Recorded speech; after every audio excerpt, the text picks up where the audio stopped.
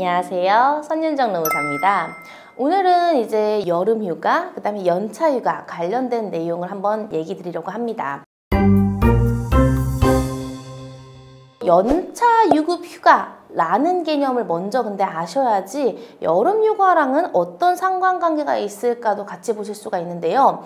연차유급휴가, 이제는 모르시는 분들이 많이 없으실 텐데요. 연차유급휴가는 우리 1년 동안 열심히 일한 자 떠나라 라는 제도로 처음에는 생긴 제도인데요. 간단하게만 설명드리면요.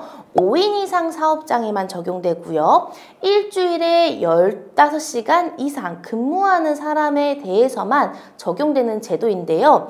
원래 우리가 법 개정 이전의 연차휴가라고 하면은 1년을 내가 근무를 했어요. 그러면은 다음에 1년 동안 사용하라고 15일에 유급으로 쉴 수 있는 연차유급휴가라는 게 발생했습니다. 그래서 2년차부터 해서 쭉 15일을 나눠서 쓰고, 만약에 이전에 연차를 쓰게 되면은 이 15일에서 차감되는 형태다라고 보시면 돼요. 근데 이게 법이 개정돼서 2018년에 개정은 됐기 때문에 2017년 5월 30일 이후 입사자에 대해서는 1년 미만 근속자여도 1개월을 개근하게 되었을 때, 이건 개근이에요. 개근하게 됐을 때 1일씩 연차가 발생하게 된 거예요. 그럼 1개월 미만인 동안에는 연차는 총 11일, 12일이라고 착각하시는 분들이 계신데 11일에 연차가 발생하고요. 내가 딱 365일, 1년이 되면은 기존처럼 15일이 생겼었어요. 근데 이것도 문제가 많았어요. 그러면은 1년 계약직은 1년만 일하고 퇴사를 하면, 365일 일하고 퇴사를 하면은 10년차보다 더 많은, 법적으로 연차 수당은 최대 25일로 보고 있는데 이것보다 더 많은 26일을 받고 퇴사하는 거냐, 이런 이슈가 생겼던 거예요. 그래서 이제 법에서는 이를 개정한다고, 그러면은 365일이 아니라 366일로 하겠다. 1년 하고서 다음 날 일하는 사람들에게만 15일의 연차를 주겠다, 이런 개념이 생겨버렸습니다. 그래서 앞의 내용은 조금 복잡했지만 그럼 결론적으로 좀 설명드리면은, 연차라는 거는 1년 미만일 때는 1개월 개근했을 때 1일씩 발생해서 1년 미만일 때 총 11일의 연차가 발생하게 되고요. 그렇게 해서 365일 근무하고 퇴사하게 되면 11일의 연차만 사용할 수 있는 거예요. 근데 1년 하고서 다음 날이 돼버렸어요. 그러면 15일의 연차가 더 발생해서 다음 해 동안에 사용하는 거고요. 그 다음에 3년 차가 되면 또 15일, 4년 차가 되면 16일, 5년 차가 되면 16일, 6년 차가 되면 17일, 이런 식으로 2년이 지날 때마다 하루씩 이렇게 올라가다가 최대 한도인 25일을 한도로 발생하게 되는 게 기존의 이제 연차유급휴가라는 법 규정이라고 보시면 될 것 같아요. 근데 이거는 헷갈리시면은 그냥 연차유급휴가 계산기라든지 나의 연차유급휴가 이렇게 해서 검색해 보시면 금방 찾으실 수 있을 것 같아요. 그래서 이렇게 연차유급휴가는 이제 법적인 개념으로 보시면 되는데요.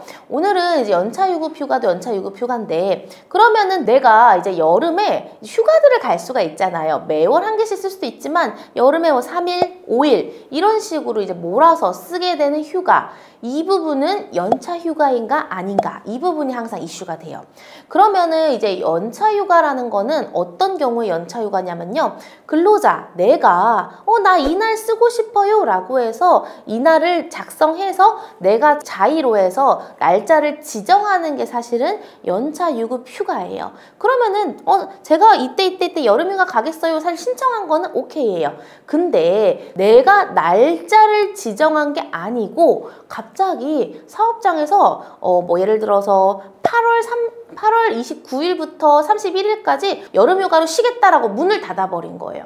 그러면은 이거는 우리가 법률상 연차유급휴가로 봐서 내 연차에서 까야 되느냐, 아니면은 사업장에서 준 새로운 유급휴가, 약정휴일로서 유급휴가냐, 아니면 얘는 그냥 쉰 거니까 무급으로 치는, 소정근로일을 제외되는 무급으로 그냥 쉰 게 되는 거냐, 아니면 사용자 너 때문에 너의 귀책으로 쉰 거니까 휴업수당이라고 해서 나는 쉬었지만 70% 임금은 보장받아야 되느냐. 짧게 말씀드렸지만 굉장히 많은 이제 법 내용이 들어있는데요. 이런 이슈들이 생긴다라고 보시면 될 것 같아요. 그러면은 어떤 경우에 이제 연차인가를 제가 그냥 정의를 내려드릴게요. 우리의 연차 휴가가 우리 연차 휴가 쓸 수 있습니다 라고 했는데 근로자가 날짜를 지정해서 신청하는 형태라고 하면은 대부분 연차 휴가일 가능성이 높습니다. 또는 우리 사업주가 날짜를 지정해줬어요. 근데 사실은 우리 사업장에서는 연차 휴가 대체 합의라고 해서 이때는 연차로 봅니다 라는 근로자 대표와의 서면 합의가 있었던 거예요. 그런 경우에도 얘는 연차 휴가로 볼 수 있습니다. 뭐 그걸 제외하고 그냥 내가 쓰겠다라고 한 건 당연히 연차가 되겠죠. 그렇기 때문에 여름휴가가 연차냐 아니냐 헷갈릴 수 있겠지만 이런 경우에는 대부분 연차다라고 보시면 되고요. 우리가 취업규칙이나 단체협약 아니면 근로계약서 등에 우리가 별도의 여름휴가 3일을 준다, 유급으로 준다라고 하면은 별도의 약정휴일로서 추가로 주는 게 된다라고 보시면 될 것 같습니다. 근데 가장 헷갈릴 때는 가서 한번 물어보세요. 우리 여름휴가 혹시 연차에서 차감되는 건가요? 아니면 별도로 주시는 건가요? 라고 사실은 물어보시면은 그런 헷갈림이 조금 더 해소되지 않을까 싶습니다. 네.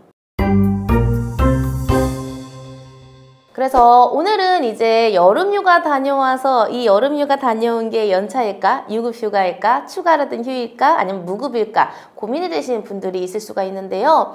가장 중요한 거는 직접 헷갈리면 물어봐서 확인한다. 이게 좋을 것 같고요. 내 연차인 경우에는 남은 연차들 계산 잘 하셔야 되잖아요. 그래서 이 여름휴가까지 고려해서 한번 이제 남은 연차에 대한 계획을 잘 세워보시길 바랍니다. 오늘 영상도 도움되셨다면 구독, 좋아요, 알림 설정 부탁드립니다. 감사합니다.